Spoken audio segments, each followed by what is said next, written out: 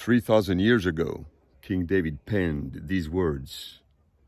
Psalm 139, where can I go from your spirit, and where can I escape from your presence? Anna elech miruchacha, ve'anna mipanecha evrach. If I ascend to the highest of heavens, there you are. And if I set my bed in Sheol, there I find you again. David said, if I shall spread my wings together with the wings of the dawn and dwell on the other parts, the further parts of the sea, even there your hand shall guide me, and your right hand shall uphold me.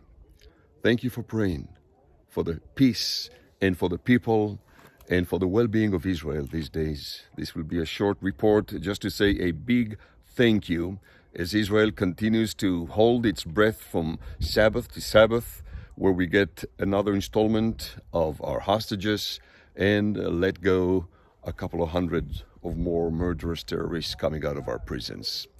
This can go on for weeks and months, given the number of hostages still held in Gaza and the nature of the agreement, the ceasefire agreement. This may go on for months.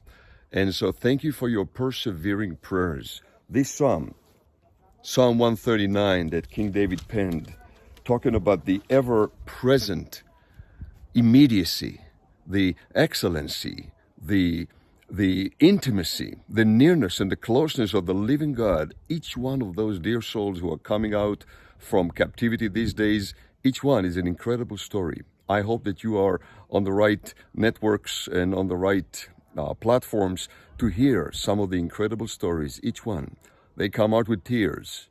Some are tears of joy and gladness, release and relief. Some are tears of sorrow and deep travail, knowing that they are coming into pain of families that have lost their dear ones, parents who lost their children, children who lost their parents and grandparents. And so the nation of Israel continues to go through this trial. And for your prayers, I would commit to you the final words of Psalm 139. I know that you pray and I know that you care. And there's no better prayer than to pray the very words of God, inspired by the breath of the living God, the very breath that created the world.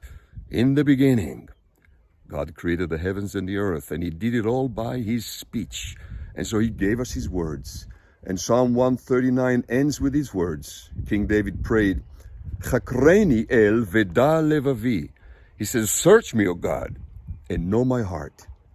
Bechaneni veda sarapai. He says, try me out, test me, and know my inner thoughts.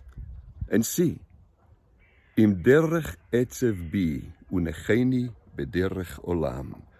He says, the final words of Psalm 139, see if there is any word, any way of sorrow in me. Most of the English translations translate this one as a wicked way or way of iniquity. The Hebrew is clear. Derech etzev.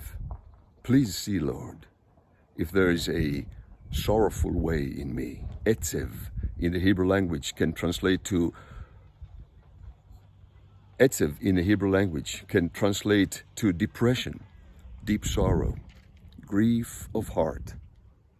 See, Lord, if there is any way of sorrow, deep grief within me, and guide me in a way everlasting. Derech olam. Let this be our prayer as we keep before the Lord those who came this Saturday and last couple of days and the previous weekend and the coming weekends. May the searching eye of God, the Spirit of the Lord, the Comforter, Hamenachem, as Adonenu Yeshua, our Lord Yeshua called him, the Comforter, find them out, search the depth of their hearts to see if there's any sorrowful way within them, and guide them in the way everlasting. Thank you for your prayers, for the peace of Jerusalem. May the Lord keep you and guard you and guide you in all of your ways. Shalom, shalom from Jerusalem.